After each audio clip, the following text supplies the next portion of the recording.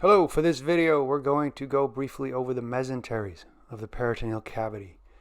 We already discussed earlier how the thoracic cavity was divided into those three subcavities, the two pleural cavities and the pericardial cavity. The heart sitting within the pericardial cavity and the pleural cavities containing your left and right lungs. Those cavities are created by the pericardium and the pleura, those double-sided serous membranes. And then the associated terminology is the membrane attached to the heart tissue itself is the visceral pericardium, which was continuous with the parietal pericardium on the outside. And then in between those two membranes was the fluid-filled space which allowed the heart to move and pump, but protected itself and the surrounding structures from all that movement. And then the pleura is created by the visceral pleura attached to the lung tissue, which is continuous with the parietal pleura, which is attached to the body wall and the diaphragm and the mediastinum in between.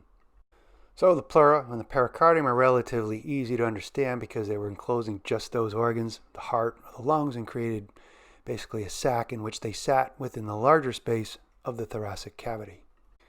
However, the abdominopelvic cavity is a much larger space with more organs that have more complicated shapes. So although the structure of the peritoneum is similar in that you have a parietal peritoneum lining the entire body wall, and then you have visceral peritoneum surrounding each organ, it's more complicated because these are covering several organs, and there's an additional structure created by these double folds of those visceral and parietal membranes. So let's take a look in more detail with these two sectional views. So if we look at the sagittal view or the horizontal view of the abdominal pelvic cavity, we can see in these views the abdominal cavity is lined with that parietal peritoneum, similar to what you might see with the pleural and parietal pleura lining the thoracic cavity. And then the various organs, liver, stomach, small intestines, are going to be covered by that visceral peritoneum directly attached to the outside layer of those particular organs. So all those organs aren't just flopping around in your cavity loosely, and the serous fluid within the peritoneal cavity is enough to prevent friction between the walls of the cavities and between the surfaces of those internal organs. So one role of the peritoneum is to hold these all in place and to prevent friction while allowing a certain amount of movement. Also note there's a few organs like the kidneys, pancreas, large blood vessels that are not within that peritoneal cavity. They are behind the parietal peritoneum and are referred to as retroperitoneal organs. But back to the cavity, there's going to be extensions of the peritoneum that are going to connect the organs to the body wall and to each other. And these are the mesenteries. So this is a kind of more complicated structure and organization. So let's look at this schematic view. So here in the center is the gastrointestinal lumen, where you'd find food and digested food. So that's that gut tube going through the peritoneal cavity. And that cavity, again, is formed on the outside by the parietal peritoneum lining the outside body wall. And then there's this double-layered extension of that parietal peritoneum connecting to the organ, and this will be the mesentery. And that mesentery is continuous with the visceral peritoneum surrounding the organ. And then in between the two folds of the mesentery, that's going to be filled with loose connective tissue, which is going to provide a route for the passage of blood vessels, nerves, and lymphatic vessels. Really one of the most important functions of the mesentery. So that's the general organization of these mesenteries. And here I'm going to mention one more specialized mesentery that hangs down from the stomach and in a complicated way covers most of the GI tract below it. This is called the greater omentum. And normally when you're looking at pictures of the abdominal cavity, you're trying to see the organs, so this is going to be removed or flipped up. Here, in this picture, you're going to see this yellowish fatty tissue hanging down from the greater curvature of the stomach. This is commonly also known as the fat apron.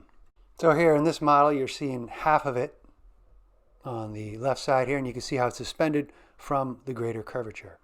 And here again is the stomach over here, and the fatty greater omentum suspends off it, putting the gross in gross anatomy. But that fatty greater omentum also serves as a layer of insulation and also provides extra energy reserves. And as we'll see in most mesenteries, they also are home to numerous lymph nodes, which are going to provide protections against pathogens and toxins, etc., etc.